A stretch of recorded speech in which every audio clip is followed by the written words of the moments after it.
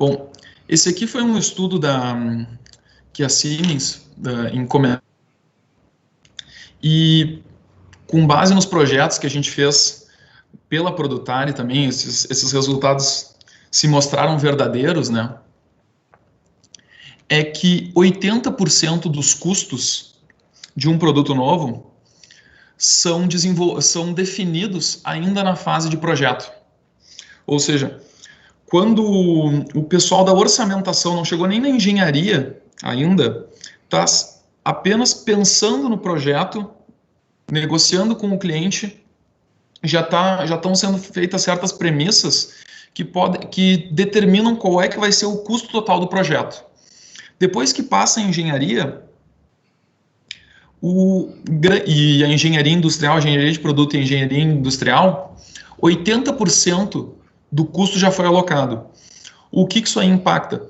Impacta que todas as iniciativas de produção depois de uma equipe de melhoria contínua, por exemplo, ou de projetos de redução de custos, ou até mesmo da análise de custos de um analista, não tem mais um impacto tão efetivo quanto poderiam ter se a empresa tivesse tomado a decisão de trabalhar com um custo-alvo, um target cost, desde o início do projeto. Ou seja, o que eu quero que o pessoal pense, leve desse slide, é que o pensamento em custo tem que estar desde o início do projeto, porque quanto antes a gente ficar pensando no custo, maior a chance da gente poder reduzir ele e maior o impacto que tem as decisões que a gente toma. O segundo problema é uma experiência da Produtari. É legal que, como eu tenho um pé na Siemens, um pé na Produtari, consigo ver essas duas perspectivas, né? É que a maioria do tempo que os analistas de custos das empresas ficam... Como é que eles utilizam o tempo? É buscando informações, conferindo as informações e preparando os dados. O que eu quero dizer com isso? Que ao invés do analista de custos, ou do engenheiro de custos, ou do orçamentista, tá pensando em como é que eu vou reduzir o custo, ele tem que ficar atualizando o cadastro, porque o cadastro de materiais não foi bem feito. Tem que ficar atualizando o roteiro, porque o roteiro de produção não está acurado. Faz mais de 4 anos que não foi atualizado o roteiro, isso é algo que a gente pega com bastante frequência nos projetos da Produtari.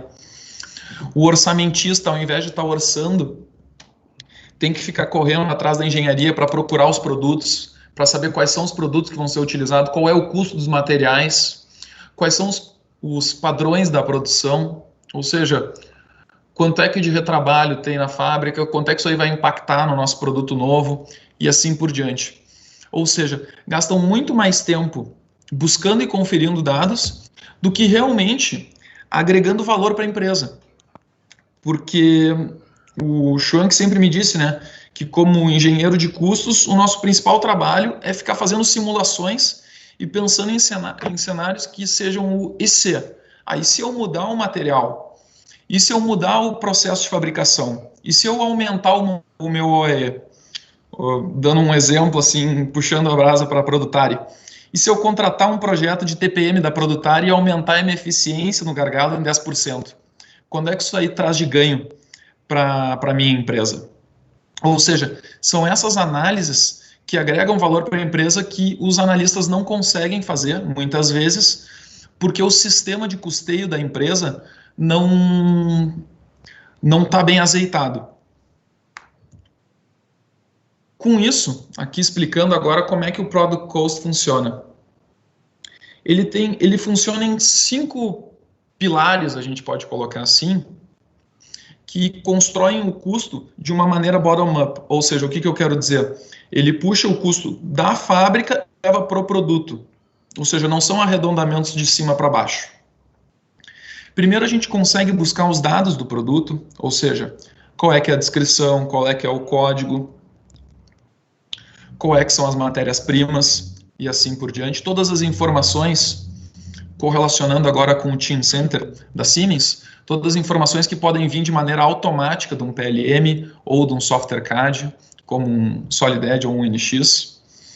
Depois, o segundo pilar que a gente tem é o dos materiais, que ao mesmo tempo que ele busca as informações do CAD, ele também consegue buscar as informações do ERP para ficar atualizando qual é que foi o custo real realizado pelas compras. E aqui a gente também pode detalhar um pouco mais, né, e colocar quais são os desperdícios de matéria-prima que a gente tem, que a empresa tem no decorrer do ano, né? Podem ter algumas estimativas com isso, se a empresa não tem ao certo. O terceiro pilar é o roteiro de fabricação. Aqui podemos colocar tempo de setup, tempo de estoque, os indiretos, e tudo isso fazendo simulações com cenários de e se eu fizesse diferente?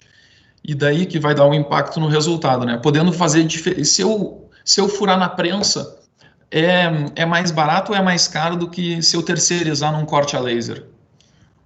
O que impacta isso no meu custo total? Depois a gente tem ali todos os custos com os indiretos, que é o nosso quarto pilar, onde a gente coloca custo de desenvolvimento, custo da engenharia, custos indiretos de fabricação, como PCP, engenharia industrial, almoxarifado também. Tudo isso vai aí. E por último, a gente tem os resultados. Eu acredito que os resultados é o principal fator de diferencial, né? O principal diferencial que tem, porque permite fazer, aqui eu tenho 3 simulações de diferentes relatórios, isso, mas trazendo alguns, né? Por exemplo, um breakdown de custos, o que tem de custo variável, o que tem de custo padrão e o que tem de ineficiência. Quanto da minha ineficiência foi com setup, quanto da minha ineficiência foi devido à ociosidade do meu dos meus ativos. Tudo isso são análises que a gente consegue retirar tanto de uma família de produto, quanto de um produto, quanto de todo o portfólio da empresa, né? Depois, a comparação de cenários. Trazendo agora para uma época de Covid, o que a gente pode fazer? E se eu diminuir a minha carga de trabalho em 50%, que é o que muitas empresas tiveram que fazer? Quanto é que isso aí vai impactar em relação ao meu custo anterior no meu produto? No meu produto A, no meu produto B, no meu produto C. Tudo isso a gente consegue ter comparando cenários. Só assim, uma simulação que eu pensei em fazer agora. E por último, a gente tem as análises de viabilidade. A gente sabe que muitas vezes as empresas têm que investir um capital significativo de dinheiro no início para desenvolver o produto. São meses ou até anos de desenvolvimento de uma máquina nova que a empresa só vai vir a ter retorno depois de muito tempo. Então tu conseguir distribuir os valores no decorrer dos anos. Ou seja, R$1 agora é muito melhor do que R$1 daqui a 2 anos, né? Então é conseguir fazer essas diferenças e até simular inflações heterogêneas, como por exemplo, eu acredito que a mão de obra vai ficar mais barata porque o desemprego no Brasil está crescendo. Bom, então vamos supor que não vá se alterar o custo de mão de obra. Em compensação, como o dólar está ficando mais caro, eu acredito que o meu subiu uma média de 3% ao ano. E esse tipo de brincadeira, assim, de geração de cenários, é que a gente faz com essas análises aqui. Dando um exemplo bem geral de tipos de análises que podem ser feitas dentro do PCM, que eu vejo que a maioria das empresas tem dificuldade em fazer. Não é dificuldade por falta de capacidade, mas é dificuldade por falta de tempo. O analista está sempre correndo atrás da informação e por isso ele não consegue fazer uma análise de make or buy, por exemplo. Como vale a pena, de novo, cortar na prensa internamente ou comprar de um terceiro no corte laser? Vale mais a pena eu comprar do meu fornecedor A ou do meu fornecedor B? Como é que eu mitigo o meu risco? Alternativas técnicas. E se ao invés de eu fazer esse produto com aço 1045, eu fizer ele com aço 1020? Dando algum exemplo, né? Se eu utilizar um material alternativo. Os parâmetros do meu processo, como é que eles influenciam no meu custo? E se eu melhorar o OEE? O que isso vai representar? Indo um pouquinho mais adentro, né, não só olhando do ponto de vista do OEE, mas especificando, e se eu melhorar o meu setup, se eu fizer um programa de troca rápida de ferramentas, o que isso impacta no custo do meu produto e muito mais no meu portfólio de produtos, né? Quanto é que isso aí traz no EBITDA da empresa. Depois aqui outros cenários que eu já comentei, como inflação heterogêneas, custos gerais, taxas de desconto. É uma ferramenta muito boa também para um departamento de orçamentação. Faço o questionamento, né, faço a provocação para o pessoal que está nos assistindo. Quanto tempo demora para a empresa conseguir entregar um orçamento para o cliente? E se já aconteceu de perder a venda porque não conseguiu entregar no tempo que o cliente exigia? Ou seja, tu conseguir orçar um produto novo com segurança, com uma agilidade suficiente para atender o cliente, né?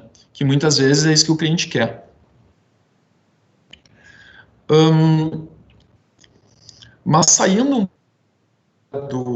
de dentro do software, né? O que me perguntam muito é se vale a pena.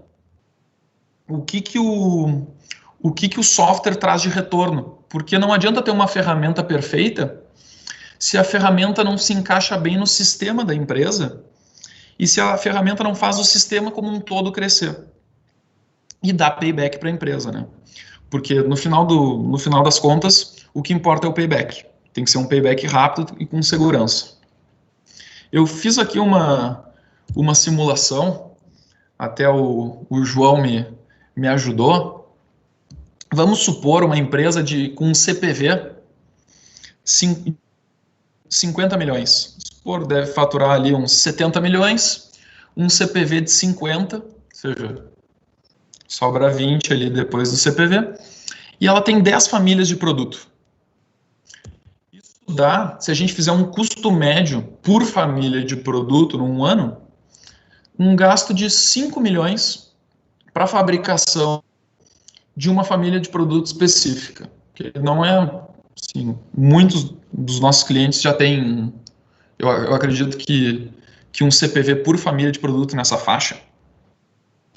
Vamos supor agora que desses 5 milhões, que é o CPV dessa família de produto, 3 milhões são em custos variáveis e 2 milhões são em custos fixos. O que são os custos variáveis? Custos variáveis são matéria-prima e itens comprados e também mão de obra direta. Então, assim, como o Junico falou no início ali, não chega nem perto de uma montadora, né, que tem 70%, 80% dos custos como custos variáveis itens comprados. Aqui é 3 milhões só de matérias-primas, itens comprados e mão de obra direta. E com base nas nossas implantações anteriores do PCM nessas empresas, quando a gente chega lá e faz a implantação do PCM e junta as mentes da empresa para fazer uma análise de viabilidade, de redução de custo dessa família de produtos, a gente tradicionalmente consegue retornos superiores a 5%, retornos não, a uma redução de 5% dos custos variáveis dessa empresa.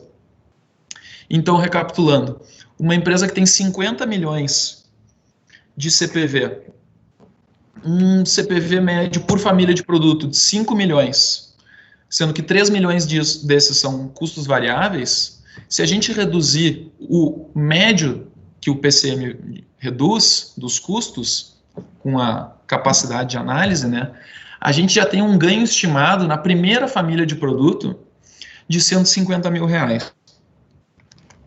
Então, assim, eu gosto de trazer essa conta porque ela permite a gente abandonar um pouco o medo de que alguns softwares não dão payback. Por mais bonito que sejam, ele vai demorar 5 anos para dar um payback. Não, isso aqui é normalmente o payback que a gente estima que dê logo de cara num projeto desses, né? Porque, como acho que é tanto uma característica da Produtari quanto da Siemens, é a preocupação com um payback rápido. Não adianta a gente sonhar com um software perfeito, com uma ferramenta perfeita, que nunca vai se pagar. É sempre importante a gente trazer um retorno para os nossos clientes de maneira rápida.